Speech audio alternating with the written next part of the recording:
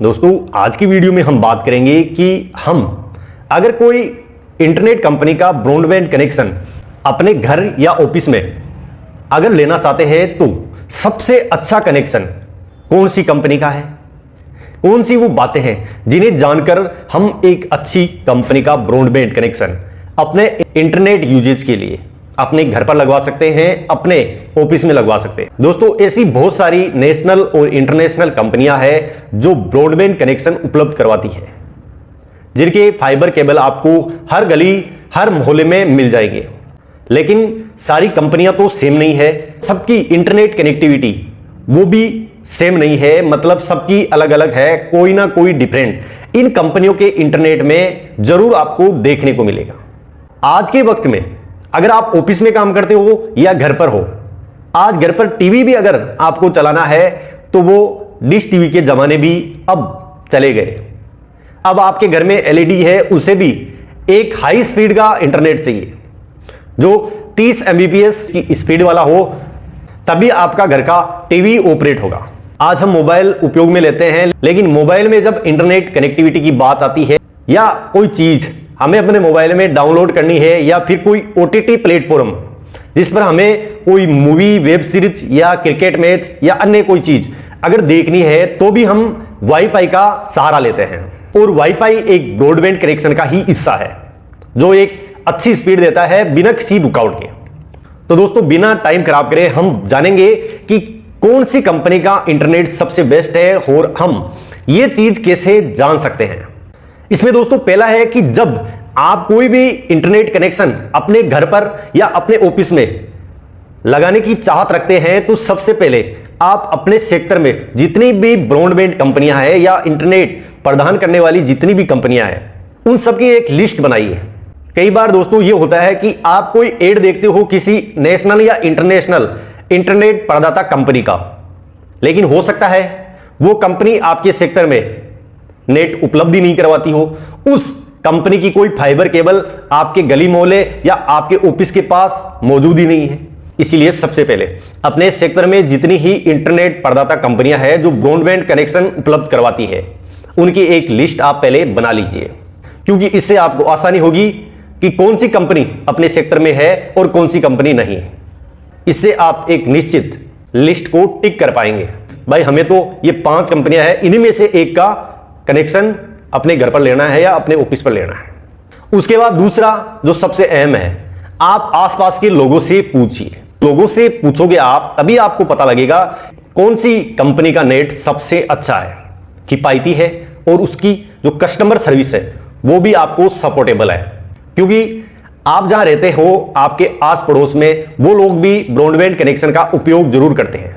जब आप उन्हीं लोगों से इंटरनेट कनेक्शन के बारे में पूछोगे कि भाई मेरे को भी इंटरनेट कनेक्शन लेना है पर कौन सी कंपनी का लूं, तब आपको वो लोग अपना रिव्यू देंगे और बताएंगे कि यार इस कंपनी का या उस कंपनी का नेट सबसे अच्छा है, किफायती है, सस्ता है और जो कस्टमर सपोर्ट है इसका वो भी बहुत अच्छा है।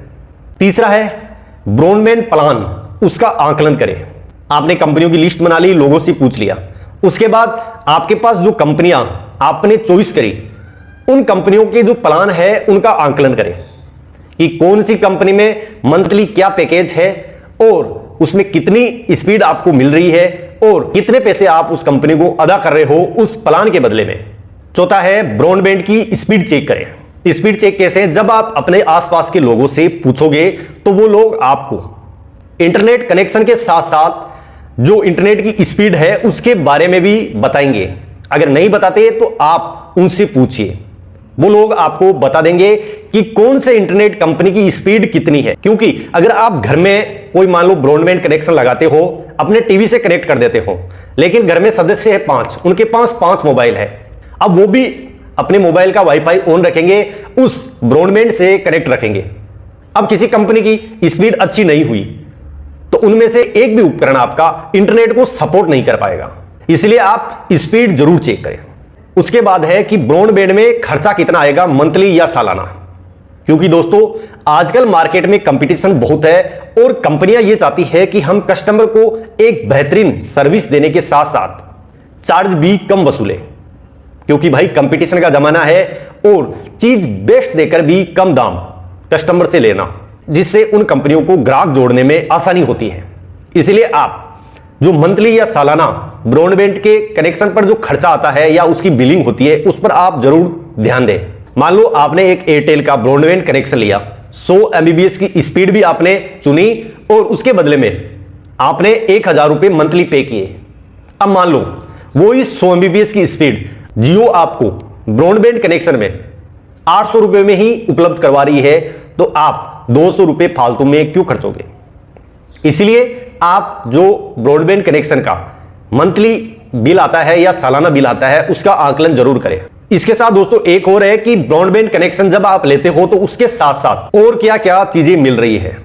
उन सुविधाओं में आपकी इंटरनेट की केबल हो सकती है जो आपके टीवी से और राउटर से जुड़ती है, गली से घर तक लैंडलाइन कनेक्शन जिसमें केबल लगती है वो हो गई, OTT एप्स के सब्सक्रिप्शन, म्यूजिक ऐप का सब्सक्रिप्शन और खरीदारी करने के लिए अनेक तरह की वाउचर।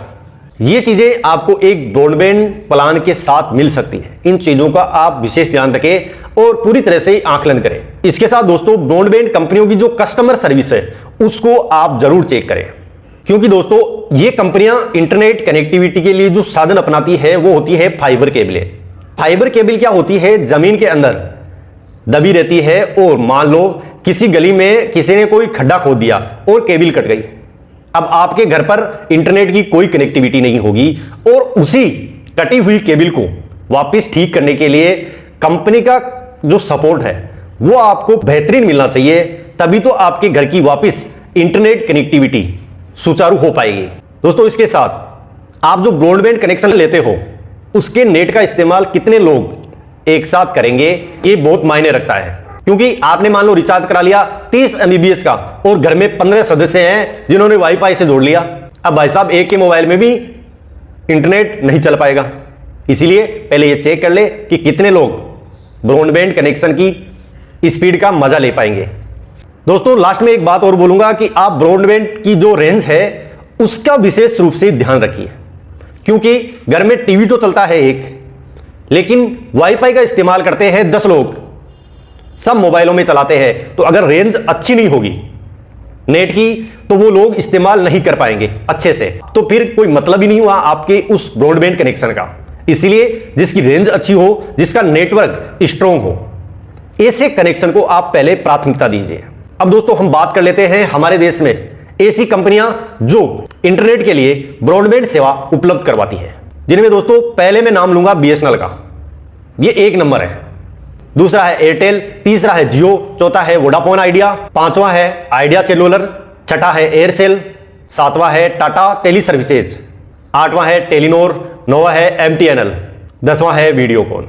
इसके साथ ही एक इंटरनेशनल ब्रॉडबैंड कंपनी और है जिसका नाम है एंट्रिया कन्वर्जेंस टेक्नोलॉजीज। ये कंपनियां हैं जो भारत में ब्रॉडबैंड इंटरनेट सेवा के लिए काम कर रही है, जिनमें मेरी अगर राय आप मानो, मैं बोलूंगा आपको BSNL को आप चॉइस कीजिए। कोई दिक्कत नहीं है, ब्रॉडबैंड कनेक्शन में बढ़िया इंटरनेट चलता है और किसी भी प्रकार की कोई समस्या इसमें देखने को नहीं मिलती, क्योंकि सरकारी संस्थाएं जितनी भी है उनमें सारा जो कनेक्शन है वो BSNL का है। इसलिए BSNL की जो लाइनें बिछाई हुई है उनको भी कभी कोई तोड़ता नहीं, अगर तोड़ी भी जाती है तो तुरंत सही हो जाती है। किसी भी कस्टमर केयर वाले को आपको शिकायत नहीं करनी पड़ती कि भाई मेरा इंटरनेट नहीं चल रहा तो आप इसे ठीक कीजिए, वो अपने आप सही कर देंगे, क्योंकि सारे गवर्नमेंट के जितने भी संस्थान हैं वो सारे इंटरनेट से जुड़े होते हैं। इसलिए गवर्नमेंट रिस्क बिल्कुल भी नहीं लेती और आपको बेहतरीन सुविधा इंटरनेट की मिलेगी। बाकी आपकी इच्छा है, आप लोगों से पूछिए, सारा एनालिसिस करिए, उसके बाद ब्रॉडबैंड कनेक्शन लीजिए। तो दोस्त इस वीडियो में बस इतना ही, बाकी हम फिर मिलेंगे किसी नए टॉपिक के साथ। तब तक जय हिंद, जय भारत।